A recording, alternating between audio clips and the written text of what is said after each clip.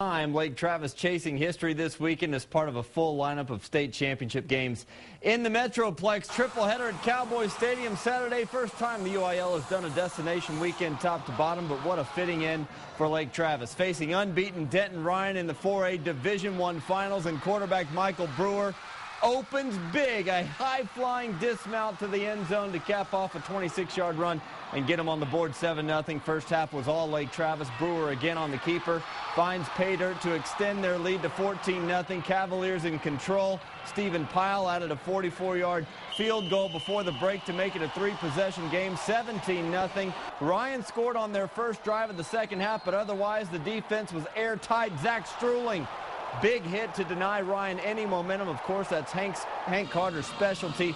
Defensive coordinator under Chad Morris before taking the reins. And Colin Lagasse driving it home with some tough running to put it out of reach.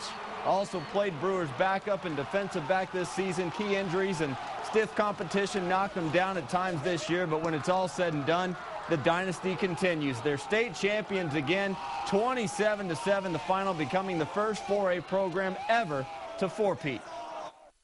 No, it's a perfect ending. You know what? I wish we'd have won every single game this year. It didn't, but I think we didn't do that. But I think it made us better in the long run. I know it made us tougher. This is an incredibly tough bunch of kids, and they showed it out here today. Just to go throughout high school and not lose a playoff game is, it's amazing. It's a credit to our coaching staff and our teammates. We battled through every week through injuries. So many things happened this year. It's been a roller coaster ride, but we were able to get it done in the end. I'm gonna miss this. It's sad, knowing that I'm not gonna be a Lake Travis Cavalier football player anymore. So I'm looking forward to the future, although it's also sad realizing, I'm not going to be suiting out every day and working hard with my brothers. Taylor Doyle staying in the area. He's coming to Texas next year. Michael Brewer going to Texas Tech. No senior class will ever top what they have done. Both Sealy and Salina were four-time state champions in the late 80s and early 2000s, but a fifth straight is unprecedented. We touched on Lake Travis's strength of schedule this year. Well, one of their two losses to district champ Cedar Park, the other to Aledo in the 4A Division II championship against Lamarck, and a record-setting day for Aledo's junior running back Jonathan Gray. 320 yards, 8 touchdowns in the game. That gave him 59 on the season, topping Old Sugar Land High's Kenneth Hall, who held the record for 57 years as Aledo won the title in a rout, 69-34. Another superstar stepping up big with Malcolm Brown, the highly touted Longhorn commit out of Civil Steel in the 5A Division II title game against Denton Geyer. Brown accounting for each of Steele's 3 touchdowns in the game, 1 through the air, 2 on the ground, and he'll be coming into Texas a state champion. 24-21 the final.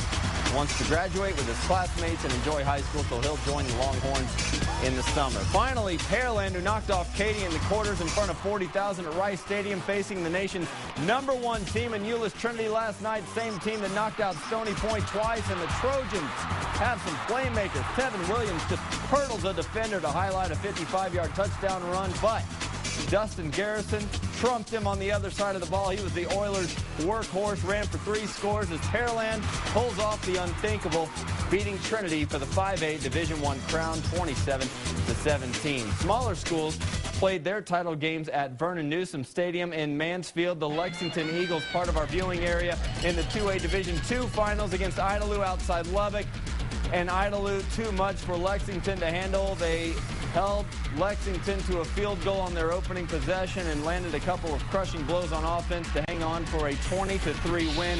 Tough pill to swallow for Lexington, who went unbeaten the entire season until the final game.